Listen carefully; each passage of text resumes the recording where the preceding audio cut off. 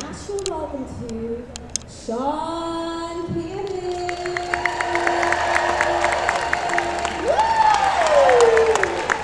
That's been perfect. Up next we have Martin Coe.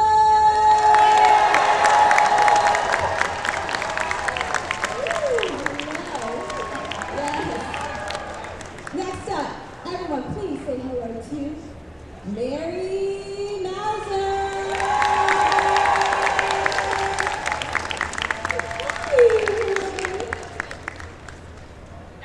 Yes, perfect. Next up, please say hello to Ralph Macchio.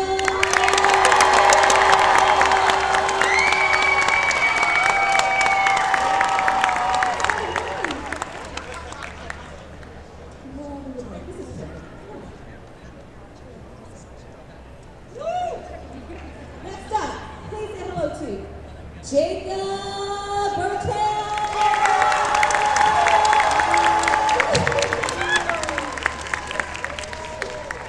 Hi. Please say hello to William Zapka.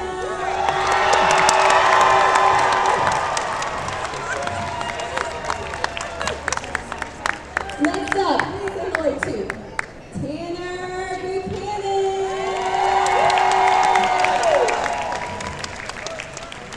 And last but not least, everyone please say hello to Yuji Okumoto.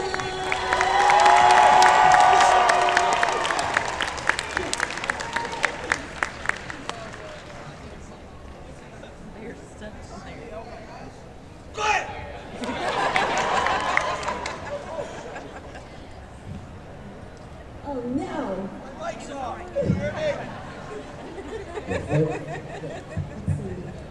It's okay. Oh, Oh, there there we go. I got the thumbs up, guys. Oh my gosh, welcome. Thank you so much for being here. It's such an honor to, it's such an honor to be here with all of you. I mean, this is amazing. I've done a few panels with you, with a few of you, but to have 8 Cobra Kai freelance in Nashville, we can't thank you enough for being here. So thank you so much. And yeah, how's your weekend going? I'm sure it's nonstop. It's good. It's good to see everybody. There's been no fights this morning. We're happy to report. Yes. Okay. And I know that it's been a crazy last few years for all of you. I mean, you've been nonstop. And it's so much deserved. You've brought so much joy to our homes, to our lives, to our childhoods, and this is a show that a lot of families watch together. So I'll start off with the OGs. Whenever this idea was presented to you, and like bringing the crew back together, what were your first thoughts?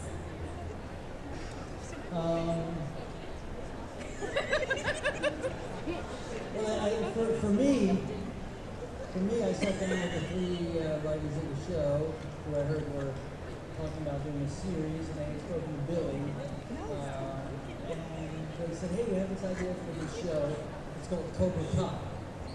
I was like, seriously? And you're going to be like a car salesman. Really? I'm going to redeem Johnny Lawrence, but it's really going to be good for you too.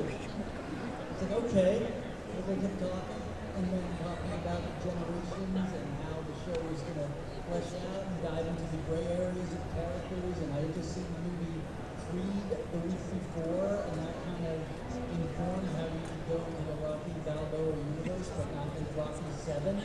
Everything became smart, and when I started talking about Robbie, Johnny's son, he's going to be Daniel, and talked about Samantha, and then talked about Miguel as the millennial Linda LaRusso. Now I started to see the universe open up, and I look way smarter than I am because I said okay, and that's all I said.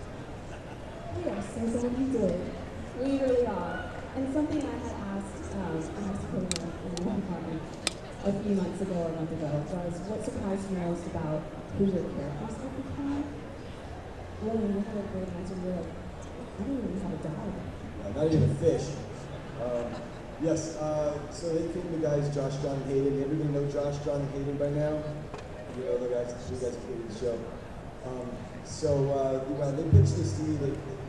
First of all, it was decades later. So the farthest thing from my mind and Ralph's mind is that we ever not only would play these characters again, but could play these characters again, because it's a property of Sony Pictures, and you just don't get to do that. But these guys came with a pitch, and they already had Sony behind it, Trey Weintraub's estate was behind it.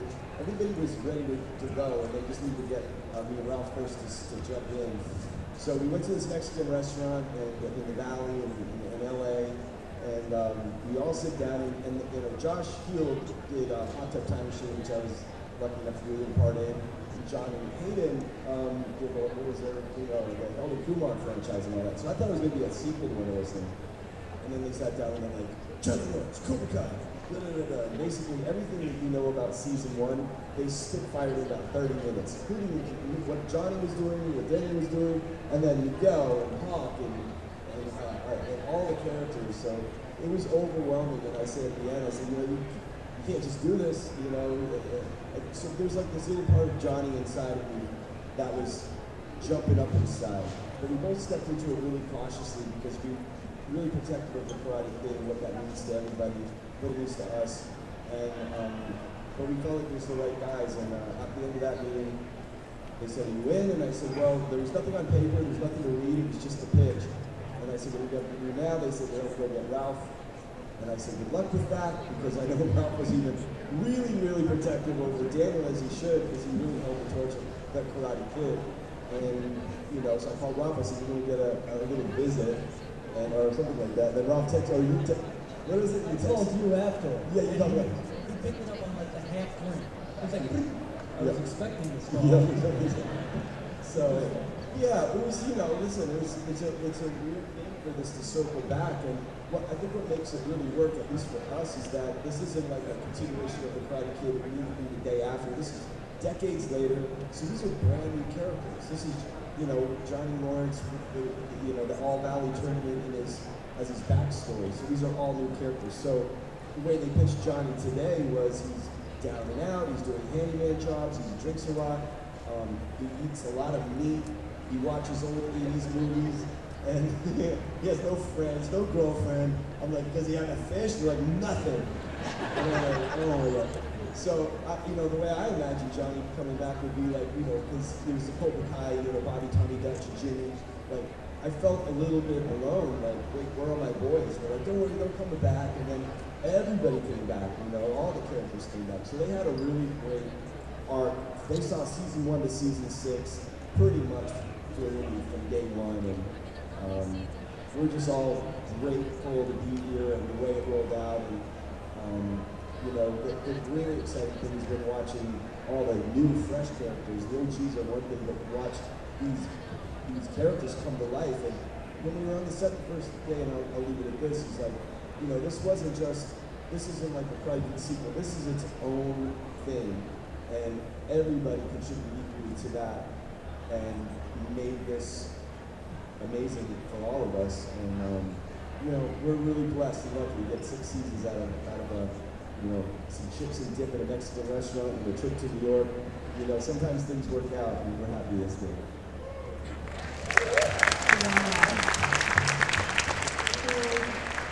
That leads to the next question. Tanner, Mary, Jacob. Did you know what you were getting yourselves into when you auditioned? What was that like? Did you know what you were auditioning for? Story. No, it's just that I had not seen the Karate Kid before, which I blame all my parents, okay? We've had the discussion. I've been like, you guys, this is where you let me down here. But no, I hadn't seen the Karate Kid movies, so I didn't realize what the call was when it came in, and I got it as an email, and it was like, show up at this date at this time for something called Cobra Kai, the character is Snorkel Russo. And I looked at it and I was like, all right, there are my lines like any other audition. And then I accidentally slept through the audition, and which is like, I love to sleep, but I don't do this on a regular basis. I don't know how this happened. But then I was kindly reminded that I had the audition, and then was like panicking because I was like, oh man, I need to go out, I've got to see if they'll still let me go, and they did. But by that time I had kind of realized the gravity of what I was going in for, which like made it doubly anxiety-inducing going in for an audition I had already missed once. And then on top of that, and like usually when you go in for an audition, you're like sitting in a waiting room with the other people who are auditioning for your role, but they were doing the Miguel auditions the day that I went. And so I had like no concept for like what the like how many people they were seeing, or like was I even the right kind of idea for this character, like, you know. So I went in pretty blind, I guess is my point. And I think after that went well and I got the call back, then I was like, okay, well now I can't watch it because then I would make myself triply nervous to go to any further point. So I kept thinking like any day now I'll get the call that they pick somebody else, and then I'll have to go watch the Karate Kid franchise because at this point I realized this is something I was missing in my life. So I was like, okay, I'll wait till I find out I didn't get it. And then instead I got a call that was like, never mind, you're going for the, you know, the final call. And I look at the email and it says like, in the room with you, Ralph Macchio, William Zabka. And I was like, oh no. But then I was like, I really can't watch it now because then I'm going to go in there and like fangirl, which is something I also notoriously do, and I'm going to really embarrass myself. So instead I just went in knowing like the hugeness of what I was going into and also having no context for it at the same time. So I babbled my way through the audition and I guess did good enough that I got to be Samantha, which was great. And then I did sit down. As soon as I found out that I booked it, I was like, okay, now I gotta do my homework. And I like went and like dove into the lore. I've watched them all now enough times that I think I quote them back to you frequently, Ralph. But like I will say I'm a huge Karate Kid fan now, but I did not understand. And even then, I think everyone can say when we started, like we were all really excited and knew how special the energy was, and knew how huge the legacy was, and knew how important this franchise was to so many people. But it was still the idea of like, we're all here to like do a good job and hope it comes out good. And then to have the response that we got so immediately was like, I mean, it's just mind-blowing. I'm so happy that we didn't sleep through the next one. Me too. I'm way better about setting alarms now, guys. They're like really, really loud alarms. What about you?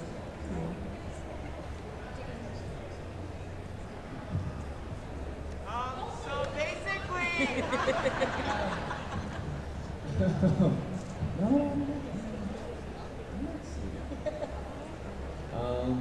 no, I don't think so. I didn't realize kind of the gravity of it. I knew the importance of it because my mom was actually a secondary black belt in karate in the 80s. So I knew that I could from a very young age. But I'd also done Girl Meets World and Fuller House at the time. And so I was like, all right, if we got another remake that I gotta lock in for. So I didn't realize the importance of it, but we all got on set and read the script. Kind of had a magic to it that felt like it didn't exist anywhere else, you know? And I think that's what really made it special. I think I answered that question. Yeah, you did. No, absolutely. Actually, I forgot what the question was. I thought it was. I talked to her about No. I thought it was like, what was your audition like? Listen, I think it all gels well into it. However you want. But something that I love too is the friendship that you guys created, both on camera and off. And Jacob, I know you're very close to Sholo. And yeah, so tell us a little bit about that. I know he was supposed to be here. Yeah, you know, Gianni's more so my friend. My binary brother. I feel like that's Sholo coming to get me. That little goober. I can't. Actually, I know, he just appears. Actually, I think we have. Is Sholo here? Do we have someone from Sholito? Is it a surprise? This is the cue. Play it now.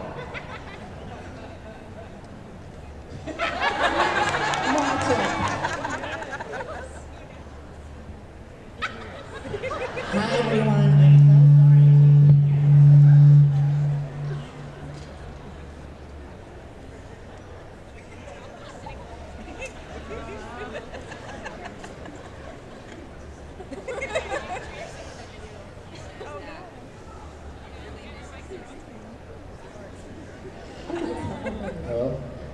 basically in the video he says how he really misses you guys, how he's so sorry he's not as cool as me. He says that he's so happy he doesn't have to be next to Billy because he's stinky. And that's basically it. That's the whole video. We'll post it somewhere. We'll post it somewhere. We'll post it You somewhere. get to see it. We'll But tag he's all still of in it. South Africa right now. He wishes he could be here, but he can't. He sends his love. I love that there's no sound. That's hilarious. You should tell them that everyone hated the video. I tell him, I say, I just want to get the crowd's reaction. Just have everyone silent. All right. Well, The show was great. Yeah, he's a good friend of mine. No, it's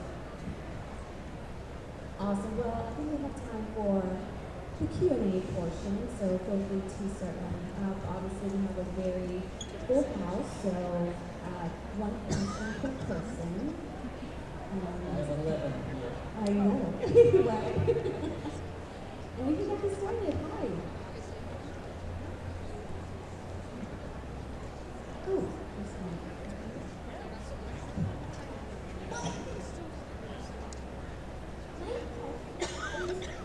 Did any of you have like active martial arts experience before y'all did Cobra Kai and Karate Kid? Good question. I did not. I had maybe like 2 jiu-jitsu classes when I was like 10. So I started learning as soon as I got the part, even before I got the part. They told me that maybe start taking some karate classes. This was, back in 1982, remember? Remember when music was free? I'm saying this because I actually do Taekwondo because I do martial arts and I love business, but I also need this weight. Oh, thank you so much. Awesome, thank you. Do we get to tell me our color? Thank you.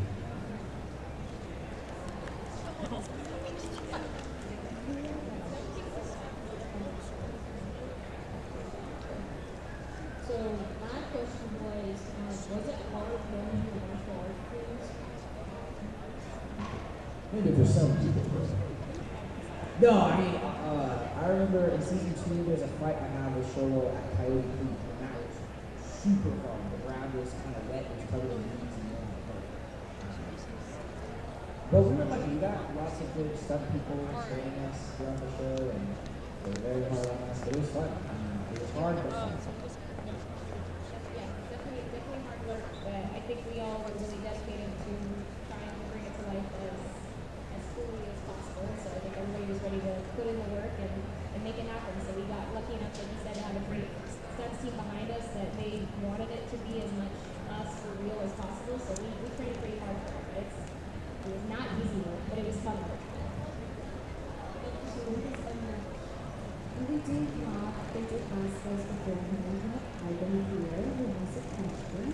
So we're going to have Ivan do the first question for the parents, and we'll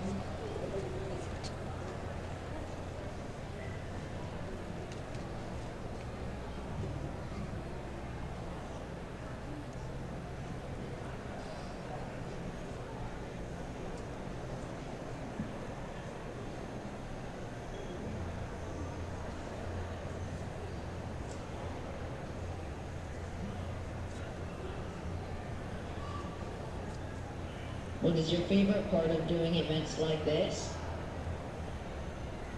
Meeting people like you, dude. Let's hear it for Ivan! You're welcome to Cobra Kai anytime. I think I see for all of us that coming and meeting you guys face to face and hearing your own stories about how the show and individual characters have impacted you, inspired you, touched you, entertained you, motivated you, anything like that. I've just heard so many stories of things people have gone through, good and bad, and it's really amazing. It's one thing to see numbers and how many people are watching and get a message on Instagram or whatever, but to see you guys face to face makes it all worth it. And we're all